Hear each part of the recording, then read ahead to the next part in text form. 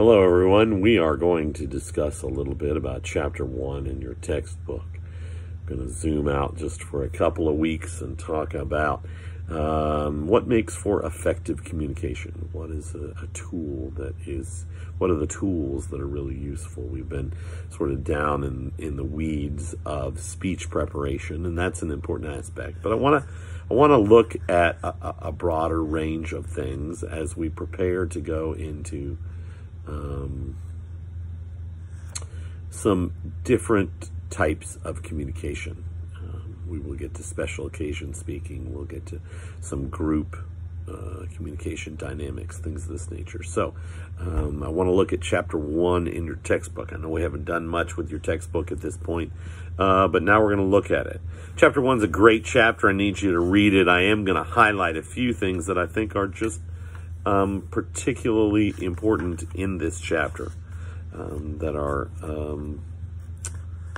worth diving a little deeper into than just reading it. One of the things is found on page 19, and it is this diagram right here, which is a model of communication. One of the things that we get into with a speech is that we think that you're just up there imparting information, but the goal of any speaking opportunity is shared communication, is that I'm imparting something and you're getting something. And if I impart it but you don't get it, then we missed somewhere, and the shared communication did not happen. And so this model here on page 19 is very important. It says that there's a message that I'm sending out and you're giving me feedback. Now, we live, this class inhabits an asynchronous online situation. It's a little harder for me to get feedback. If we are in the theater over here to my right, where I teach most of my classes, I watch my students, and when they get that kind of glassy-eyed kind of, look on their face, sometimes I let them go, and sometimes we go get coffee, and sometimes I tell a story because they are giving me feedback. The feedback says, it may not be that I'm boring. Maybe it is. Maybe that they are just having a hard time staying up with what I'm doing. But there is a message I'm giving, and there's feedback. I get that more in an online environment through how you're submitting the assignments, right? Am I getting the work back that I am asking for? And if I am, then I'm probably doing a pretty effective job of sharing my end of the message, and you seem to be picking it up. If you're not picking up what I'm putting down, then I need to go back to the drawing board and look at that. The feedback is not as immediate in an online environment unless we are literally in a Zoom or some kind of shared environment where we're there together, right? It's more difficult to get feedback, but it's still there. It's just hidden a little bit because we're trying to create this shared communication, shared meaning. You're adding to what I am saying. So there's a speaker, and then there's an audience or a receiver or a source. Excuse me, a receiver. The speaker is also the source. And then there's all the things that are going on around us, which we call noise. Now, there may not be actual, like, audio going on. It may not be noise of that nature. The noise might be in your own head. The noise might be that you're hungry or sick or tired or worried about something. And so there is noise that is making it difficult for the speaker and the receiver to connect and to share meaning. And so that's an important aspect of communication, and there's a context to it. Our context is I'm the professor and you're the student, and further, our context is that you take an online class with me, which is a different context than a face-to-face class. Theoretically, I don't know exactly where all of you are physically. Theoretically, you could be anywhere on the globe taking this class. So what is the context that we share? The speaker encodes a message using verbal and non-verbal signals. And we lose a little bit of that. You don't get as much of that from me, although in this class you do typically get at least one short video from me a week, sometimes longer. But we get less of that nonverbal, you know, that is important feedback for us. One of the difficulties in doing these online speeches is I tend to get a type of student that tries to get it perfect. And they think I don't know that they're reading to me. Reading is not inherently the same as speaking. You can read it perfectly, but still never connect. There are very, very few speakers who can actively and engagingly read from a script and keep us clued into what's going on. Typically, we check out. So some of you got comments from me. Don't read. It's more important that you share from your heart, and it's more important that you share from your emotion, from your pathos, that the ethos you give off is one that we want to listen to. That's more important than getting it right.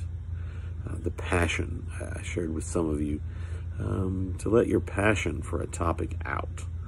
That's important. It's actually more important than getting it all right.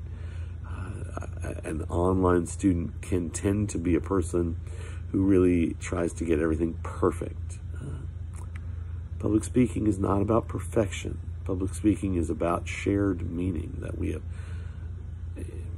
inhabited the context that is here for us, and that we have created a message that allowed for shared meaning to happen. That's different, right? And in our context, it's really important that you look at the camera. So if you're over here, if you're looking over here reading, then you're not looking at us. And that's awfully important in an online setting, which is really more digital communication than oral communication. So that graphic is extremely, extremely important.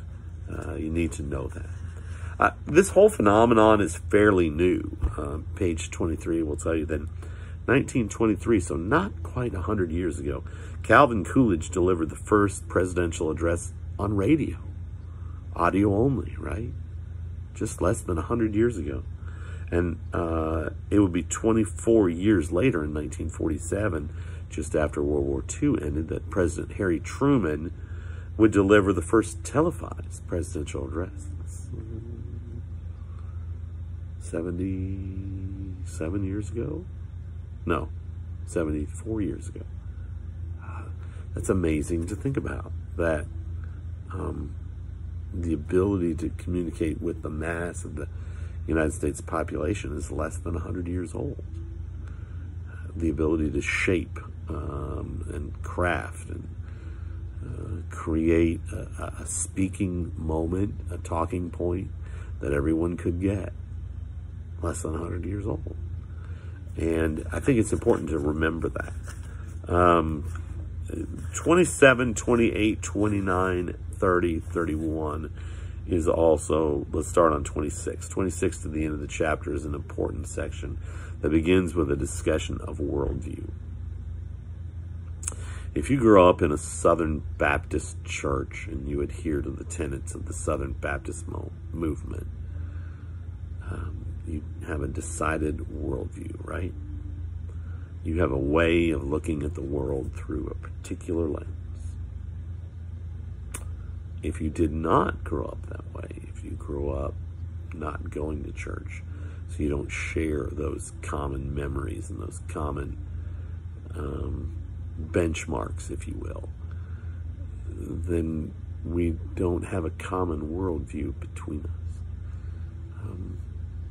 When I was a kid and we said God, we typically knew what that meant in a group setting. That's not really true anymore. And so in the 52 years of my life, that's really changed quite a bit to what is your worldview? How are you looking at the world? Is the world a good place? Is the world a safe place? Depending on how you answer that question, if I'm speaking from one viewpoint and you're speaking and you're listening from another, it's going to be maybe hard for us to connect and share meaning. So worldview matters. Critical thinking matters. What do you Can you think critically? I know for myself that if I turn the GPS on to go somewhere, I'll need the GPS the next time, because I'm not thinking critically. I'm just passively following. I think the same thing happens a lot of times if you've got a teenager working to register somewhere and they miss key in a stroke and they've got to do that math in their head. It's typically a freight train wreck, because we have really lost that ability to do, because technology disempowers it. And so we don't have to think critically. We key it in on our phone. And while there is some value in that, there is also some loss in that. The way you view freedom of expression, am I free to express what I believe are you, or do I need to fear recrimination because my viewpoint is unacceptable? It matters in communication.